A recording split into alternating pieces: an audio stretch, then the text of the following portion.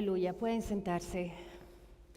Acompáñenme en una oración, por favor. Amado Dios, en este momento me pongo en tu presencia para que derrames tu bendición sobre las palabras que saldrán de mi boca.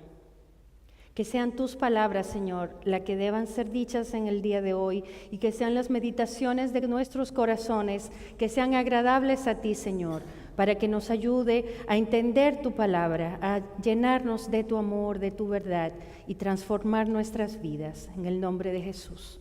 Amén. Pues querida congregación, hoy seguimos con nuestra serie de sermones que desde el día de resurrección hemos estado abordando de una manera muy interesante, muy retadora. Hemos visto interpretaciones, digamos, frescas sobre lo que son los milagros. Comenzamos viendo lo que eran las bodas de Caná y nuestro reverendo nos hablaba de que todo lo que significaba la posibilidad de tener un milagro de Jesús a través de la reproducción del agua y del vino, tal vez asistiendo a su propia boda. Un concepto muy retador. Sin embargo, lo importante es cómo a través de los milagros de Jesús nosotros tenemos enseñanzas que se aplican en nuestras vidas.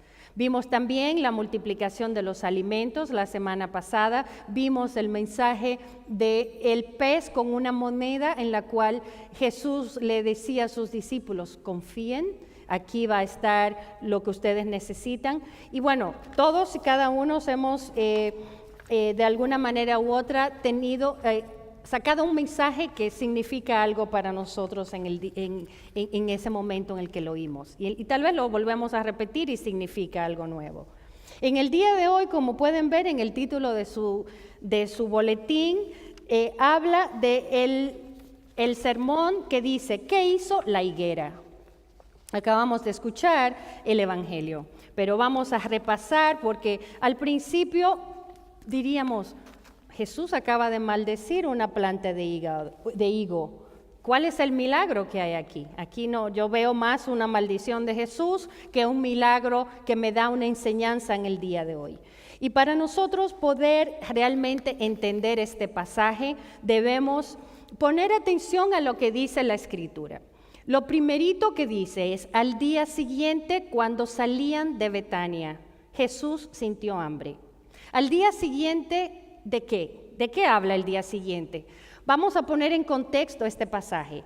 Este pasaje que narra el apóstol Marcos ocurre durante la Semana Mayor, la Semana Santa. El día siguiente se refiere porque el día anterior Jesús había entrado a Jerusalén, era el día de Domingo de Ramos, donde hizo su entrada triunfal en el burro, donde la gente decía, Hosana, Hosana al que viene en el reino del Señor. Es una semana muy importante donde Jesús ya venía con un trayecto de saber que su misión en la tierra iba a ser completada. Es una semana, si nosotros nos ponemos en el lugar de Jesús y pensamos, bueno, es que ya mis días están contados y lo que mi Padre Dios me mandó a hacer ya está muy cerca. Entonces, lo que ocupa el interés de nuestra atención, de lo que Jesús realmente le importaba en esa semana, era fundamental entenderlo bajo el entorno de su misión. De qué estaba pasando en la mente de Jesús en ese momento.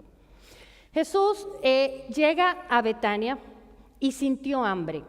Dice la lectura, y desde lejos vio la higuera, que tenía hojas, y se acercó a ver si también tenía fruto. Pero no encontró más que las hojas, porque no era tiempo de higos. La planta de higo es una planta muy común en el territorio donde se narra la Escritura. Yo estaba interesada en traer una mata de higo para que la conocieran, pero bueno, por razones de tiempo no pude ir, pero si alguno de ustedes pasa por Home Depot en el área de plantas, puede ver. O no sé si la conocen, la planta de higo genera unas hojas bellísimas y bueno, a mí los higos me encantan en almíbar sobre todo, o en pasta, pero bueno, los higos son típicos de esta región y se cosechan en 2 épocas del año. Producen higos alrededor de abril, en la primavera, y luego tienen otra cosecha mayor en el otoño. Entonces, en el proceso de la planta de higo de producir los frutos, salen los primeros higos simultáneos a las hojas. Es un proceso muy interesante. Entonces Jesús, conocedor de este proceso, ve que la planta tiene hojas y espera que tenga higos. Sin embargo, dice la lectura, pero no era su tiempo todavía. Entonces, aquí Jesús, como sabemos, hablaba en parábolas. No es la planta de higo por planta de higo. La planta de higo significa algo. Y cuando estudiamos la literatura de la Biblia, cuando vemos qué significan estas cosas para el judaísmo y para lo que es el pueblo de Israel, nos damos cuenta que en otros pasajes de la Biblia también aparece la planta de higo como referencia. Y vemos que simboliza el pueblo de Israel. Entonces, volvemos un poquito para atrás. Jesús tiene hambre. Jesús se encuentra con una planta de higo y dice, ¿dónde está el fruto? ¿Por qué no tienes fruto si yo tengo hambre? La planta de higo representa Israel. Y luego, ¿qué dice la Escritura? Entonces dijo Jesús, nunca más vuelve nadie a comer de tu fruto. ¿Es la planta de higo como tal o es lo que representa el pueblo de Israel en ese momento? Lo que Jesús está hablando. Sus discípulos lo oyeron. A la mañana siguiente pasaron junto a la higuera y vieron que se había secado de raíz. Si esto fuera al revés, si de repente la planta de higo no se hubiese muerto porque Jesús lo ordenó, sino que hubiese tenido muchísimos frutos, hubiésemos inmediatamente reconocido el milagro. Pero como los milagros normalmente lo asociamos con cosas buenas y cosas positivas, es difícil a primera lectura darnos cuenta de que realmente el milagro, como lo conocemos como milagro, fue que Jesús le ordenó a la planta de higo e inmediatamente la planta de higo se secó. Es un milagro. Si lo hiciera un mago diríamos, oye, qué milagroso eres, porque tienes poder sobre cosas que normalmente un ser humano normal no hay. Yo le puedo decir, ay, qué hermosas plantas, qué hermosas flores tenemos aquí, que nunca se mueran esas flores. Pues yo quisiera tener ese poder, pero no lo tengo todavía, porque aquí dice una lección muy importante que yo estoy en el proceso de conocer y que quiero obviamente compartir con ustedes para que también seamos parte de este proceso que Jesús nos invita. Entonces, el milagro de la planta de higuera, vamos a seguir leyendo, aquí dice, entonces Pedro, acordándose de lo sucedido, le dijo a Jesús, Maestro, mira, la higuera que maldijiste se ha secado. Y entonces, ¿qué dice Jesús? Dice Jesús, tengan fe en Dios. ¿Qué dice este mensaje aquí? Dice, mi preocupación original no era yo satisfacer mi hambre inmediata. Yo voy a hacer un decreto simbólico donde dice que nadie que no da frutos va a tener una vida a continuar sin dar frutos. Léase, el pueblo de Israel que representaba en ese entonces una actitud. Porque aquí hay un pasaje que no aparece narrado aquí, pero que sí yo me lo leí cuando estaba yo reflexionando sobre la idea de este sermón. Es que entre un día y el otro Jesús va al templo. Y aquí, no sé, falta un pedazo del Evangelio. Entre el día que Jesús ve la higuera y el día en el que regresan, que ocurre y ven la planta muerta, Jesús va al templo y limpia el templo, encuentra vendedores, encuentra gente. Les invito a que tomen su Biblia cuando puedan en su casa y revisen este versículo de Marcos, porque está muy, muy interesante.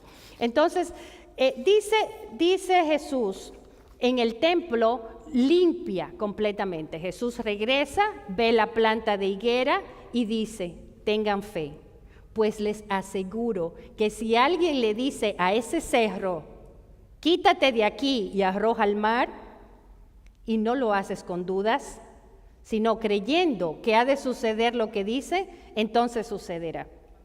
Aquí está un mensaje valiosísimo de Jesús. Número 1, tengan fe en Dios. No tengan fe en ustedes mismos, tengan fe en Dios. No tengan fe en que si compro una lotería y le pido a Dios que me lo saque, Dios me lo va a dar, porque yo tengo fe y oré con fe que Dios me va a dar ese ticket de la lotería. La fe que Jesús está invitando a sus discípulos a creer y a ver a través de esta anécdota es una fe en la que nosotros ponemos nuestra confianza en Dios y le pedimos a Dios, Dios, que sea tu voluntad. Le pedimos a Dios, Dios, yo tengo este deseo de liberarme de deudas, yo tengo este deseo de ser amada, tengo este deseo de sanarme físicamente, espiritualmente, emocionalmente. Cada uno de nosotros tenemos deseos de sentir esa paz de Dios, ese bienestar, esa alegría. Yo no sé ustedes, pero yo tengo necesidad de Dios. Siempre tengo necesidad de Dios, de que Dios me toque, que Dios me transforme, que Dios me dé paz, que Dios me dé más alegría, más amor, más sabiduría, más comprensión, todas esas cosas. Y les digo, no la voluntad mía, sino la voluntad de Dios. Entonces aquí el mensaje de Jesús está muy claro. Y luego le afirma y les dice, les aseguro. Y luego dice algo, y no lo hacen con dudas. ¿Cuántas veces nosotros dudamos? O tenemos una fe que realmente primero fe, no tenemos suficientemente fe en Dios y en lo que es la voluntad de Dios. Y si a veces decimos, es que yo no sé cuál es la voluntad de Dios, porque mira, esto puede ser rojo o esto puede ser negro, y yo estoy en el medio y no sé qué camino tomar, y cómo sé que si Dios quiere que me vaya por el lado izquierdo o por el lado derecho. No sé, no conozco a Dios. Una de las herramientas que tenemos es conocer a Dios a través de la palabra, a través de la escritura, de lo que aparece en la Biblia como la palabra de Dios, pero también algo sumamente importante, aún más importante, diría yo, que es nuestra relación personal con Dios. ¿Tenemos nosotros una relación personal con Dios? ¿Sabemos, tenemos tiempo para Dios? Hemos dicho, Dios, tú y yo somos uno, porque yo lo decreto. Entonces ahí hay un aprendizaje muy, muy bonito. Luego está el tema que dice, y no lo haces con dudas. Aquí hay una enseñanza para nosotros del dudar, de cómo la fe que debemos tener en Dios debe ser una fe que viene acompañada con una confianza plena en que la voluntad de Dios es lo que debe ocurrir. Y la voluntad de Dios es lo que ocurrirá y que no es la función de nosotros estar de por medio interrumpiendo. Por supuesto, Dios nos da el libre albedrío y nos dice, vivan, multiplíquense, amen. Y tenemos la voluntad de desear cosas. Unos quieren una cosa, otros quieren otras. Sin embargo, si nosotros ponemos nuestras vidas de manera práctica, tangible, cotidiana, en lo que es la voluntad de Dios, entonces cada acción que nosotros hagamos, digo, Dios, ayúdame, guíame y dame fuerzas, porque la verdad no sé si irme a la izquierda o a la derecha. Cuando establecemos una relación con Dios, de oración, de comunicación, tal vez en el silencio, tal vez en la atención, en la sensibilidad que mencionaba Salvador en nuestra oración, y nos hacemos atentos a esa relación, entonces podemos decir, Dios me está dando una señal. Dios quiere tal vez que yo me vaya por aquí. Es una cosa que solamente uno viviéndolo puede realmente saber, porque no hay verdad que otra persona pueda decirte de si esto es así o así, que la relación personal que tiene cada uno con Dios. Y luego, para concluir el pasaje, dice Jesús, si no creyendo que ha de suceder lo que dice, entonces sucederá. Por eso les digo que todo lo que ustedes pidan en oración, crean que ya lo han conseguido y lo recibirán. Entonces aquí Jesús enfatiza a sus discípulos, les recuerdo, una semana importantísima donde cada palabra que Jesús decía era fundamental porque su tiempo está contado. Pidan con oración. Todo está relacionado. Hablando de la relación con Dios, está el tema de la oración. Luego en el versículo siguiente, en el 25, Jesús dice algo que ahí no aparece, pero que yo sí igual quiero mencionar, es que como parte de este proceso de pedir con fe y de orar y de tener una relación con Dios, Jesús nos invita a que también perdonemos. Que Jesús dice, ¿desde qué lugar estás orando? ¿Desde qué lugar? ¿Estás orando desde un punto de vista egoísta, pero lleno de resentimiento? O sea, hay oraciones que salen desde nuestro corazón, pero un corazón que no está puro. Es un proceso.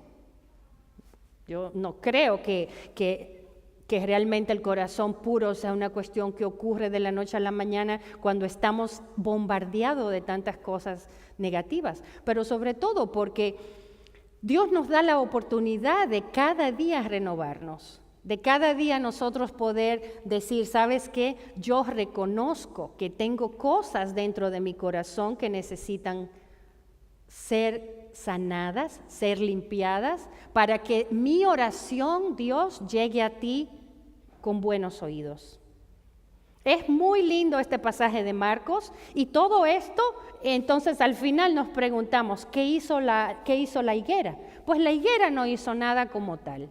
El pueblo de Israel, a lo largo de lo que fue todo el proceso, ha tenido que aprender, pero mencionaba también el tema del perdón, porque no solamente es el perdón para nosotros mismos, el perdón para nuestros conocidos que nos han hecho algo y que necesitamos perdonar, pero también el perdón como pueblo.